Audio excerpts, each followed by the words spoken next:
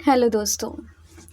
मेरी NCERT history की series में आप सबका स्वागत है। जैसा कि आप सबको पता है मैंने आप लोगों के लिए हिस्ट्री की एनसीईआरटी को पढ़ाने की शुरुआत की है, जिसमें मैंने क्लास 6 को कम्प्लीटली अच्छे से करा दिया है।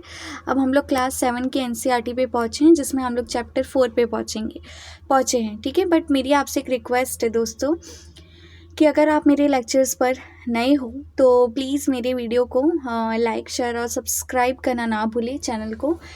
मेरी आपसे रिक्वेस्ट है कि ये वीडियो ज़्यादा से ज़्यादा शेयर कीजिए ताकि लोगों को इसके बारे में नॉलेज मिल सके। अब हम लोग देखते हैं मनसबदार और जागीरदार के बारे में पढ़ते हैं। ठीक है दोस्तों, यहाँ से हमारा कॉन्सेप्ट बाकी था कि मनसबदार और जागीरदार क्या होते हैं।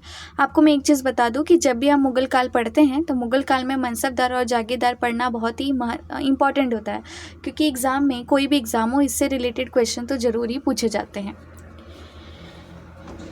तो मनसबदार क्या है, देखिए। जैसे जैसे साम्राज्य में विभिन्न क्षेत्र सम्मिलित होते गए वैसे वैसे मुगलों ने तरह तरह के सामाजिक समूहों के सदस्यों को प्रशासन में नियुक्त करना आरंभ कर दिया। ठीक है दोस्तों, जैसे क्या क्या हुआ ना कि जब मुगल साम्राज्य बढ़ता गया, जैसे ये बड़ा सा साम्राज्य जब इसका विस्तार होते गया तो सामाजिक समूहों के सदस्यों को प्रशासन में नियुक्त करना आरंभ किया। शुरू में ज़्यादातर सरदार तुरानी थे, लेकिन अब इस छोटे समूह के साथ साथ उन्होंने शासक वर्ग में ईरानियों, भारतीय, मुसलमानों, अफगानों, राजपूत, मराठों और अन्य समूहों को सम्मिलित किया। मुगलों की सेवा में आने वाले नौकरशाह मनसबदार कहलाए। ठीक है दोस्तों, मनसबदार कौन कहलाए? जो लोग भी मुगलों की सेवा में कार्यरत थे। ठीक है, जो लोग भी मुगल सेवा में कार्य करते थे, जो भी जिन्हें मनसबें दी गई थी। मनसब क्या होता है दोस्तों कि छोटा छोटा क्षेत्र जो भी उन्हें दिया गया था उन्हें कहा जाता है मनसबदार। मनसबदार शब्द का प्रयोग ऐसे व्यक्तियों के लिए होता था जिन्हें कोई मनसब यानी कि कोई सरकारी हैसियत या पद मिलता था। ठीक है दोस्तों, जिन्हें कोई भी मनसब यानी कि सरकारी हैसियत या पद मिलता हो। ठीक है दोस्तों, आपको क्या याद रखना है कि जब भी किसी व्यक्ति को सरकारी पद मिलता था ना तो उन्हें हम कहते थे मनसबदार। यह मुगलों द्वारा चलाई गई श्रेणी व्यवस्था थी, जिसके जरिए पहला पद, दूसरा वेतन, तीसरा सैन्य उत्तरदायित्व निर्धारित किए जाते थे। पद और वेतन का निर्धारण जात की संख्या पर निर्भर था। क्या है देखिए दोस्तों, मैं आपको बताती हूँ कि जब भी किसी पर्सन को, जैसे एक इंसान है, ठीक है, इसे कोई भी सरकारी ओहदा दिया गया है तो ये क्या कहलाएगा? वो कहलाएगा कि मनसब। इसे क्या दिया गया है? मनसब। और जिसने ये ओहदा लिया है ये व्यक्ति क्या कहलाएगा? मनसबदार। ठीक है, और ये जो मनसबदार होते थे उन्हें क्या क्या दिया जाता था? पद दिया जाता था, ओहदा दिया जाता था, वेतन दिया जाता था और सैन्य उत्तरदायित्व भी दिए जाते थे। पद और वेतन का निर्धारण इस प्रकार से किया जाता था। वो जो जरिया था जिस तरह करते थे वो था जात। ठीक है, जात की संख्या के आधार पर। मैं आपको दोस्तों बताऊं, जैसे स्कूल में आप जाएंगे ना, जो टीचर जो सब्जेक्ट जितने अच्छे से पढ़ाता है या तो जो सब्जेक्ट ज़्यादा टफ होते हैं, जैसे कि मैथ्स हुआ, साइंस हुआ, अकाउंट्स हुआ, तो उन टीचर्स की सैलरी को क्या ज़्यादा रखा जाता है बाकी के टीचर्स के कंपैरिजन में। तो वैसे ही जिस भी इंसान को ज़्यादा महंगा या फिर ज़्यादा उत्तरदायित्व दिया जाता था उसका वेतन और पद भी ऊंचा होता था। जात की संख्या जितनी अधिक होती थी दरबार में अभिजात की प्रतिष्ठा उतनी ही बढ़ जाती थी। मैंने क्या बोला? जात की संख्या जितनी अधिक होगी दरबार में उसकी संख्या उतनी ही बढ़ जाती थी, उसका वेतन भी उतना ही अधिक हो जाता था। जो सैन्य उत्तरदायित्व मनसबदारों को सौंपे जाते थे उन्हीं के अनुसार उन्हें घुड़सवार भी रखने पड़ते थे। ठीक है, जितना उन्हें मनसब मिला है, ठीक है, जितनी संख्या मिली है उतना ही उनको क्या मिलता था? घुड़सवार। ये देना दोस्तों है देखो दोस्तों, क्यों? मान लो कोई एक टीचर है, ठीक है, उसको सौंपा गया कि आपको 500 स्टूडेंट्स की जिम्मेदारी लेनी है। उनको उत्तरदायित्व दिया गया 500 स्टूडेंट्स का, लेकिन दायित्व तो दे दिया, अधिकार नहीं दिया। ठीक है, कि अगर ये अच्छे से नहीं पढ़े तो आप इन्हें पनिशमेंट दे सकते हो। तो उस जगह पर उस तरह क्या होगा? एक मिनट दोस्तों, तो उस टाइम पर ये देखने को मिलेगा कि जो टीचर है वो अच्छे से इन बच्चों पे नियंत्रण नहीं कर पाएगा। इसीलिए जिस मनसबदार के पास अत्यधिक ठीक है। जिस भी मनसबदार के पास अत्यधिक ज़मीनें होती थी, जिन्हें अत्यधिक ज़मीनें सब प्रोवाइड की जाती थी, उन्हें अधिक क्या दिया जाता था? वेतन और पद। मनसबदार अपने सवारों को निरीक्षण के लिए लाते थे। वे अपने सैनिकों के घोड़ों को दगवाते थे, सैनिकों का पंजीकरण करवाते थे। इन कार्यवाहियों के बाद ही उन्हें सैनिकों को वेतन देने के लिए धन मिलता था।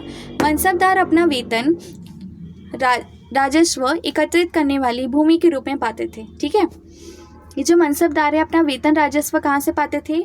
जो लोग भी वेतन राजस्व एकत्रित करने वाली भूमि के रूप में पाते थे। मनसबदार है, ठीक है, अगर इसको वेतन देना है तो वेतन के बदले क्या देते थे? भूमि दे देते थे, जिसे कहते थे जागीर। ठीक है दोस्तों, पहले के टाइम पे आपको पता होगा, जब भी कोई भी दुकान से हम सामान खरीदते थे पहले के ज़माने में, तो अगर आपको आइसक्रीम खरीदनी है तो आप 1 कटोरी चावल दे दीजिए, या किसी से गेहूं लेना है तो 1 कटोरी चावल दे दीजिए। ठीक है, तो वैसे ही पहले के टाइम पे क्या होता था कि भी जो मनसबदार थे उन्हें वेतन के बदले में क्या मिल जाती थी? जागीरें, मतलब भूमि को क्या कहते हैं? जागीर, जो तकरीबन इक्ताओं के समान थी। किसके समान थी दोस्तों? इक्ता। परंतु मनसबदार मुक्तियों से भिन्न अपने जागीरों पर नहीं रहते थे और न ही उन पर प्रशासन करते थे। उनके पास अपनी जागीरों से केवल राजस्व एकत्रित करने का अधिकार था। ठीक है दोस्तों, मान लो कोई मनसबदार है, ठीक है, इस मनसबदार के पास बहुत सारी जागीरें हैं, तो वो केवल अपनी जागीर, मतलब मनसबदार को ही जो ज़मीन मिली है सिर्फ उसी ज़मीन में से वो राजस्व इकट्ठा कर सकता है। यह राजस्व उनके नौकर उनके लिए एकत्रित करते थे, जबकि वे स्वयं देश के किसी अन्य भाग में सेवारत रहते थे। ठीक है, तो सबको समझ में आया?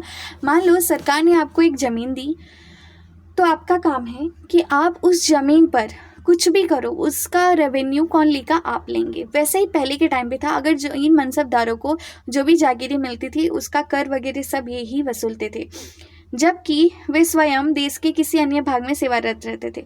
अकबर के शासनकाल में इन जागीरों का सावधानीपूर्वक आकलन किया जाता था। किसके काल में? अकबर, ताकि इनका राजस्व मनसबदार के वेतन के तकरीबन बराबर हो। औरंगजेब के शासनकाल तक पहुँचते पहुँचते स्थिति बदल गई। अब प्राप्त राजस्व मनसबदार के वेतन से बहुत ही कम हो गया था। ठीक है, क्या था कि अकबर के काल में तो मनसबदारों को सही वेतन दिया जाता था, लेकिन जैसे ही औरंगजेब का काल आया तो मनसबदारों का जो वेतन था वो क्या हो गया? धीरे धीरे कम हो गया। मनसबदारों की संख्या में भी अत्यधिक अब प्राप्त राजस्व मनसबदार के वेतन से बहुत ही कम था। मनसबदारों की संख्या में भी वृद्धि हुई, जिसके कारण उन्हें जागीरें मिलने से पहले एक लंबा इंतजार करना पड़ता था। इन सभी कारणों से जागीरों की संख्या में भी कमी हो गई। फलस्वरूप कई जागीरदार जागीर रहने पर यह कोशिश करते थे कि वे जितना राजस्व वसूल कर सके कर लें। क्या होता था ना दोस्तों, मैं आपको एक एग्जाम्पल देती थी। पहले एक मनसबदार था, एग्जाम्पल, पहले एक मनसबदार था, फिर 2 हुए, फिर 3, 4, 5, 6। पहले एक था तो एक को ज़मीन देनी पड़ती थी, 2 हुए तो 2 को, 3 हुए तो 3 को ज़मीन देनी पड़ी, 4 हुए तो 4 को। ऐसे जब मनसबदार बढ़ते गए, ठीक है दोस्तों, जब मनसबदार बढ़ते गए तो जागीरों की संख्या क्या होती गई? कम होती गई, क्योंकि बोलते ना ज़मीनों की संख्या भी तो लिमिटेड ही होती है। तो इनको जागीर देना क्या पड़ने लगा? जो भी राजा थे उनको महंगा, जो भी सम्राट था उनको महंगा लगने लगा कि हम जागीर तो देते जा रहे हैं लेकिन अब भूमि की संख्या कम हो रही है। तो ये सभी मनसबदार सोचते थे ना कि जितना हो सके अपनी ज़मीन से क्या वसूल लो? राजस्व। क्या पता कब हमसे जागीर हमारी ले ली जाए। अपने शासनकाल के अंतिम वर्षों में औरंगजेब इन परिवर्तनों पर नियंत्रण नहीं रख पाया। इस कारण किसानों को अत्यधिक मुसीबतों का सामना करना पड़ा। जब्त और जमींदार, अब पढ़ते हैं किसके बारे में दोस्तों? इनके बारे में, जब्त और जमींदार। मुगलों की आमदनी का प्रमुख साधन किसानों की उपज से मिलने वाला राजस्व था। अधिकतर स्थानों पर किसान ग्रामीण कुलीनों यानी कि मुखिया या स्थानीय सरदारों के माध्यम से राजस्व देते थे। समस्त मध्यस्थों के लिए, चाहे वे स्थानीय ग्राम के मुखिया हो या फिर शक्तिशाली सरदार हो, मुगल एक ही शब्द जमींदार का प्रयोग करते थे। ठीक है दोस्तों, मुगल लोग किसका प्रयोग करते थे? जमींदार का प्रयोग करते थे। अकबर के अकबर का एक राजस्व मंत्री था, एग्जाम में पूछा जाता है। टोडरमल ने 10 साल 1570 से 1580 की कालावधि के लिए कृषि की पैदावार, कीमतों और कृषि भूमि का सावधानी पूर्वक सर्वेक्षण किया। आपसे पूछा जाएगा कि अकबर के काल में राजस्व मंत्री कौन था, तो आंसर होगा टोडरमल, और उनका सन था कि 1570 से लेकर 1580। तो उस टाइम पे उन्होंने ये सब का सर्वेक्षण किया, कृषि की पैदावार, उसकी कीमत, कृषि भूमि का सर्वेक्षण। इन आंकड़ों के आधार पर प्रत्येक फसल पर नकद के रूप में कर निश्चित कर दिया गया। ठीक है दोस्तों, नकद के रूप में क्या निश्चित कर दिया गया? कर। मान ले कोई फसल खेत है, ठीक है, इन खेतों में फसल हो रही है, तो ये जो खेत के मालिक है वो कर देंगे, किसको देंगे? वहाँ के शासक को देंगे। प्रत्येक सूबे प्रांत को राजस्व मंडलों में बांटा गया और प्रत्येक की हर फसल के लिए राजस्व दर की अलग सूची बनाई गई। ठीक है दोस्तों, मान लो एक खेत है, दूसरा खेत है, तीसरा है, चौथा है, तो सभी खेतों के लिए राजस्व सूची अलग अलग होगी। मान लो इस खेत में से अधिक होता है उत्पादन, ठीक है, इसमें ज़्यादा होता है, इसमें कम होता है, फिर इसमें ज़्यादा होता है, इसमें कम होता है, तो जिस खेत में या फिर जिस भी फसल में जिस हिसाब से उत्पादन होता है उस हिसाब से राजस्व तय किया जाता था। राजस्व प्राप्त करने की इस व्यवस्था को क्या कहते थे? जब्त। ठीक है दोस्तों, ये जो हम लोग अलग अलग राजस्व व्यवस्था अपनाए थे, तो उस अलग अलग राजस्व व्यवस्था को कहा जाता है जब्त। यह व्यवस्था उन स्थानों पर प्रचलित थी जहां पर मुगल प्रशासनिक अधिकारी भूमि का निरीक्षण कर सकते थे और सावधानी पूर्वक उनका हिसाब रख सकते थे। ऐसा निरीक्षण गुजरात और बंगाल जैसे प्रांतों में संभव नहीं हो पाया। ठीक है दोस्तों, ये जो मुगल लोग थे ना, ये हर राज्य में भूमि का सर्वेक्षण करवाते थे, लेकिन 2 राज्य ऐसे थे जहाँ पे भूमि का सर्वेक्षण नहीं हो पाया। वे 2 राज्य थे दोस्तों, गुजरात और बंगाल। कुछ क्षेत्रों में जमींदार इतने शक्तिशाली थे कि मुगल प्रशासकों द्वारा शोषण किए जाने की स्थिति में वे विद्रोह कर सकते थे। कभी कभी एक ही जाति के जमींदार और किसान मुगल सत्ता के खिलाफ मिलकर विद्रोह कर देते थे। 17वीं शताब्दी के आखिर से ऐसे किसान विद्रोहों ने मुगल साम्राज्य के स्थायित्व को चुनौती दी। ठीक है दोस्तों, क्या हुआ ना, जब मुगल शासन चल रहा था उस समय कुछ ऐसे शक्तिशाली जमींदार थे, बहुत ही समृद्धशाली, मतलब बहुत अमीर ऐसे जमींदार लोग थे कि जिनका वर्चस्व इतना बढ़ गया था कि मान लो अगर वो लोग के ऊपर मुगल शासक कोई भी अपना थोपे जबरदस्ती अधिकार, तो वो लोग उसका विद्रोह करने के लिए भी तैयार हो जाते थे। 17वीं शताब्दी के आखिर से ऐसे किसान विद्रोह ने मुगल साम्राज्य के स्थायित्व को चुनौती दे दी। ये है दोस्तों अकबरनामा और आईन अकबरी। ठीक है, ये अकबरनामा अबुल फजल ने लिखा है, अकबरनामा और आईन अकबरी। और जहांगीर के दरबार पर नूरजहां का प्रभाव, ये है। आगे हम लोग पढ़ते हैं सुलह कुल, ये पढ़ते हैं। सुलह कुल की नीति क्या है? अकबर की सुलह कुल की नीति का उनके पुत्र जहांगीर ने इस प्रकार वर्णन किया है। ईश्वरीय अनुकंपा के विस्तृत आंचल में सभी वर्गों और सभी धर्मों के अनुयायियों की एक जगह है, इसलिए उसके विशाल साम्राज्य में जिसकी चारों ओर की सीमाएं केवल समुद्र से ही निर्धारित होती थी, विरोधी धर्मों के अनुयायियों और तरह तरह के अच्छे बुरे विचारों के लिए जगह थी। यहाँ असहिष्णुता का मार्ग बंद था और यहाँ सुन्नी सिया एक ही मस्जिद में इकट्ठे होते थे और ईसाई और यहूदी एक ही गिरजे में प्रार्थना करते थे। उसने सुसंगत तरीके से सार्वत्रिक शांति सुलह ए कुल के सिद्धांत का पालन किया। ठीक है दोस्तों, आप समझ सकते हो सुलह ए कुल की नीति क्या है। सुलह ए कुल का मतलब होता है कि जिस दरबार में सभी धर्मों को समानता दी जाए, किसी भी धर्मों में भेदभाव ना हो, चाहे वो कोई भी धर्म हो। मुसलमानों में भी 2 आते हैं कैटेगरी, 2 जाति आती है, एक सिया और सुन्नी। दोनों में अक्सर विवाद देखने को मिलता है, विचारों का विवाद देखने को मिलता है, मतभेद देखने को मिलता है, तो सभी के लिए समानता थी वहाँ पर। 17वीं शताब्दी में उसके पश्चात मुगल साम्राज्य की प्रशासनिक और सैनिक कुशलता के फलस्वरूप आर्थिक और वाणिज्यिक समृद्धि में वृद्धि हुई। ठीक है, जब क्या हुआ ना, प्रशासनिक और सैनिक कुशलता बढ़ी तो आर्थिक और वाणिज्यिक समृद्धि भी बढ़ा। देखो दोस्तों, मैं आपको एक चीज़ बताती हूँ, जब आप प्रशासन अच्छे से करोगे ना, तो आपके देश में जो भी आर्थिक कार्य है पैसे से रिलेटेड वो अच्छे से संचालन होगा। विदेशी यात्रियों ने इसे वैसा धनी देश बताया जैसा कि किस्से कहानियों में वर्णित होता रहा है, परंतु यही यात्री इसी प्रचुरता के साथ मिलने वाली दरिद्रता को देखकर विस्मित रह गए। सामाजिक असमानताएं साफ दिखाई पड़ती थी। शाहजहां के शासनकाल के 20वें वर्ष के दस्तावेजों में हमें पता चलता है कि ऐसे मनसबदार जिनको उच्चतम पद प्राप्त था कुल 8000 में से 445 ही थे।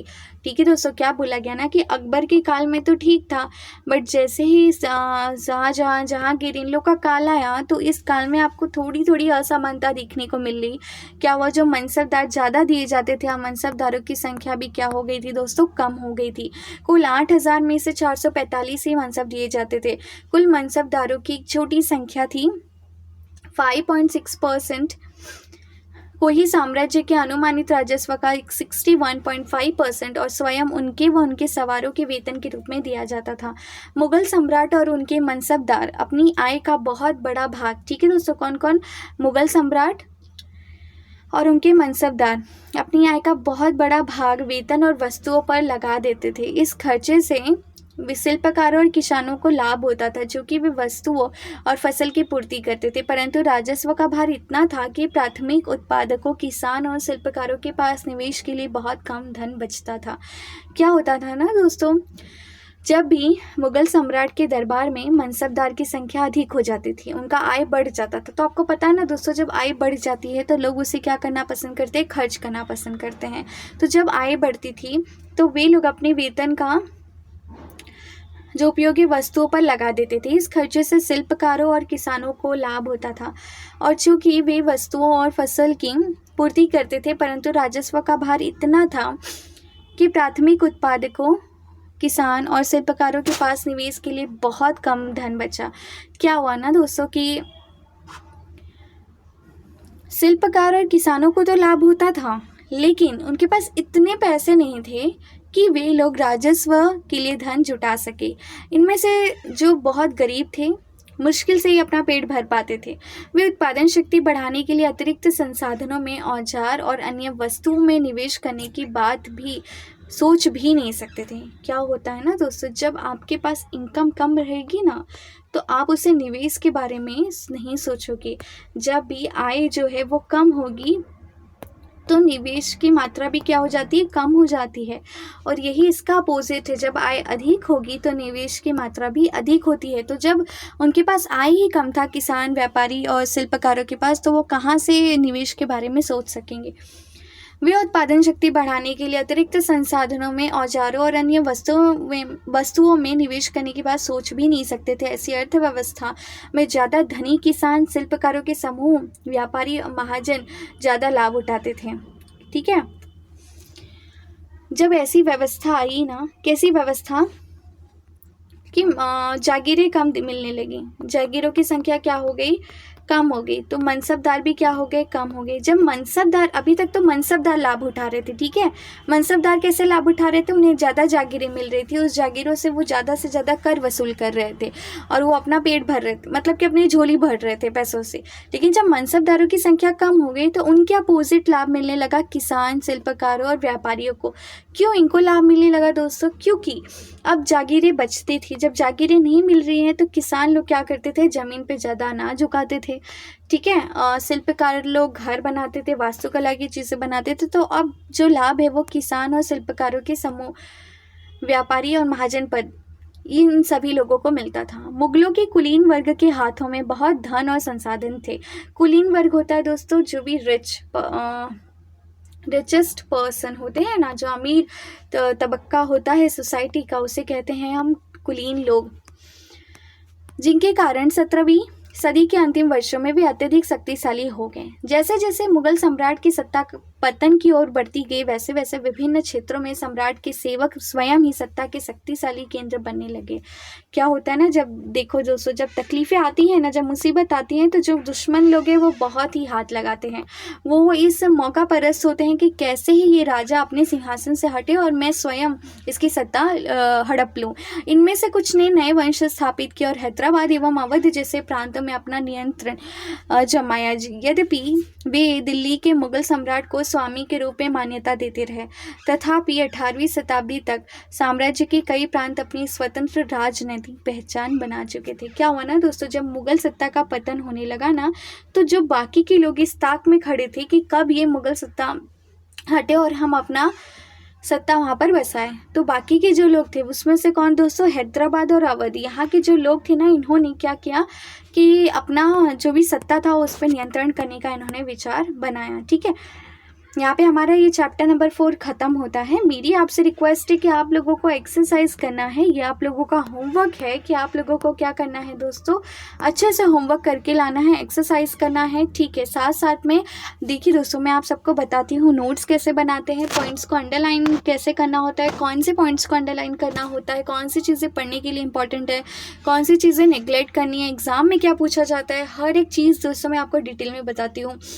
आपको ये सारी चीज़ें यूट्यूब पर फ्री ऑफ कॉस्ट में मिलेंगी, सारे कंटेंट आपको फ्री में प्रोवाइड किए जा रहे हैं। ठीक है दोस्तों, अगर मैं आपको बोलूँ ना, बहुत सारे ऐसे स्टूडेंट होते हैं जो अपने एक्सपीरियंस शेयर करते हैं कि हम लोग ट्यूशन में फ़ीस देते हैं 60-70,000 और उससे भी ज़्यादा हम फीस पे करते हैं, फिर भी हमें ये कंटेंट नहीं मिलता है। ये वर्ड मतलब ये कॉन्सेप्ट की क्लैरिटी नहीं होती कि कैसे अचानक से एंशिएंट से मेडिवल आ गया, मेडिवल से मॉडर्न, फिर ऐसे हिस्ट्री ख़त्म हो जाती है और दिमाग में कुछ भी समझ में नहीं आता। तो उन सभी लोगों के लिए दोस्तों मैं ये कहना चाहूँगी कि आप लोग प्लीज़ प्लीज़ प्लीज़ रिक्वेस्ट है आप लोगों से, आप लोगों को अपने आलस को दूर करना है और सिर्फ एक काम करना है कि मेरे चैनल को क्या करना है, आपको सब्सक्राइब करना है दोस्तों, और चैनल वीडियो को लाइक और शेयर करना है। ठीक है दोस्तों, आपकी एक सब्सक्राइब से, एक लाइक और शेयर से मुझे बहुत ज़्यादा मोटिवेशन मिलता है। ठीक है, और हाँ मुझे पता है जब तक मैं बोलूँगी नहीं सब्सक्राइब करने को, आप मेरा चैनल सब्सक्राइब तो करने वाले हो नहीं, इसलिए मैं बार बार रिक्वेस्ट कर रही हूँ आप लोगों से कि चैनल को प्लीज़ लाइक शेयर और सब्सक्राइब करना ना भूलें। और हाँ, अगर आपको रियल में कंटेंट बहुत पसंद आ रहा है तो मेरे आपको बस एक काम करना है, ये जो वीडियोज़ है उसको शेयर करते जाइए। ठीक है, आप शेयर करोगे तो शायद ये वीडियो उनको मिल जाए कि जो बहुत दिन से तलाश में थे कि हमें अच्छे से एनसीईआरटी पढ़ने का मौका मिले, उनको ये चीज़ें मिल जाए। ठीक है दोस्तों, तो अब हम मिलते हैं अपने चैप्टर नंबर 5 क्लास 7 की एनसीईआरटी, और आगे हम कंटिन्यू करेंगे। आपका साथ ऐसा ही बना रहा तो मैं 8, 9, 10, 11, 12 जितने भी है सब मैं लाइन से कवर कराऊंगी। इसके साथ ही दोस्तों मैं सोच रही हूँ आप लोगों के लिए medieval history by Satish Chandra की ओल्ड एनसीईआरटी में कि आप लोगों के लिए शुरुआत करूँ, जहाँ पे आपको हर एक चीज़ के बारे में कंटेंट अच्छे से प्रोवाइड हो जाएगा। ठीक है, और मिडिवल हिस्ट्री में बहुत से लोगों को तकलीफ़ होती है मध्यकालीन भारत को समझने में, तो अगर आप मेरा साथ दोगे तो मैं साथ ही साथ में आपको वो भी शुरू कर दूंगी मिडिवल हिस्ट्री। बस आपको चैनल को लाइक शेयर और सब्सक्राइब करना है और शेयर करना इसे ना भूलें। ठीक है, मिलते हैं अपने नेक्स्ट सेशन में। Okay, thank you.